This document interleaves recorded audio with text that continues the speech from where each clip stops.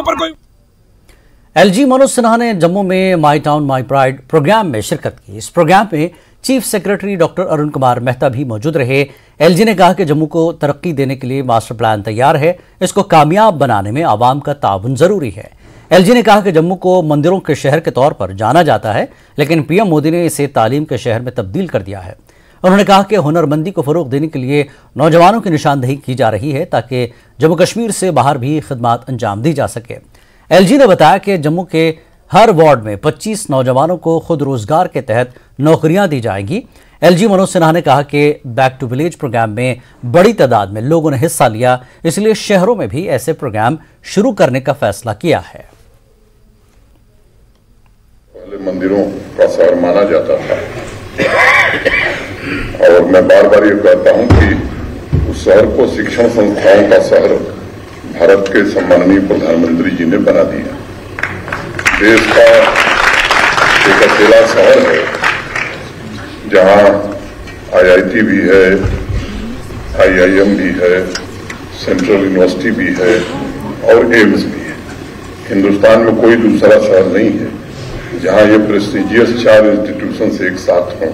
क्या हम जम्मू शहर के बारे में सोच सकते हैं कि आने वाले 20 साल बाद जम्मू शहर में जो आबादी का दबाव बढ़ेगा तो हम जम्मू कैसा देखना चाहते हैं? मेरे दिमाग में 2-4 छोटी छोटी बातें आती हैं। एक, गरीब लोग जो झुग्गी झोपड़ी में रहते हैं, शहर का मास्टर प्लान हम कैसा बनाएंगे कि उनको एक जगह हम स्थापित कर सकें। दूसरी बात, जो शहर में व्यवसाय करने वाले लोग, सामान्यतः किसी शहर को आप देखेंगे पुराने जो मोहल्ले हैं जहां व्यापार होता था, अभी मेहता जी कह रहे थे डीकंजेस्ट करने की, तो वहां स्वाभाविक रूप से कंजेशन बहुत ज्यादा बढ़ गया है। उनको हम कहां नया बिजनेस जम्मू शहर में कहां होगा, कौन सी वो एरिया होगी, इसके बारे में हमें विचार करना होगा। फिर तीसरी आबादी सरकारी कर्मचारियों की है, अधिकारियों की है, उनको कहां हम बसाएंगे, चाहे वो राज्य सरकार के हों या भारत सरकार के हों। इंस्टीट्यूशन हम कहां बनाएंगे, इंस्टीट्यूशनल एरिया क्या होगी। ये जो 5-6 मोटी मोटी बातें हैं, मुझे लगता है कि इस पर हमें मास्टर प्लान यहां का बना है, आगे बदलेगा भी। सामान्य रूप से जम्मू शहर के लोगों की भागीदारी उसमें हो, अधिक से अधिक लोगों की राय उसमें शामिल हो, जिससे उनकी जो आकांक्षाएं हैं, आशाएं हैं, उसमें हम पूरी कर सकें। लेकिन जो सामान्य नागरिक रहता है, उसको सुविधाएं कैसे अधिक से अधिक मिले, किसी भी प्रशासन की मैं समझता हूं कि ये मूल जिम्मेदारी होती है, मुख्य जिम्मेदारी होती है।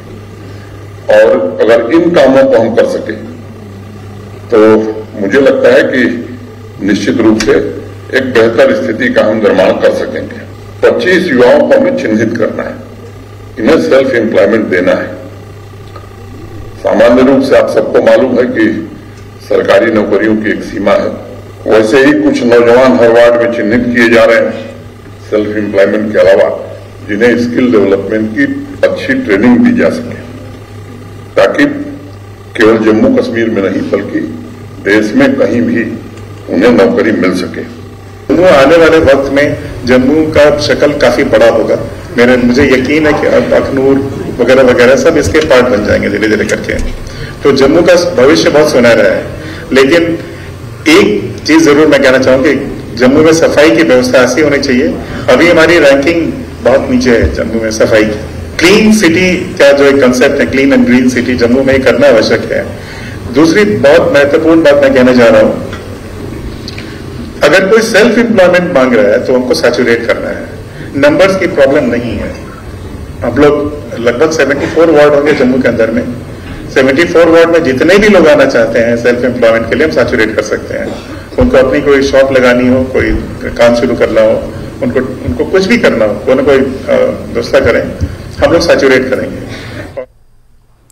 एग्रीकल्चरल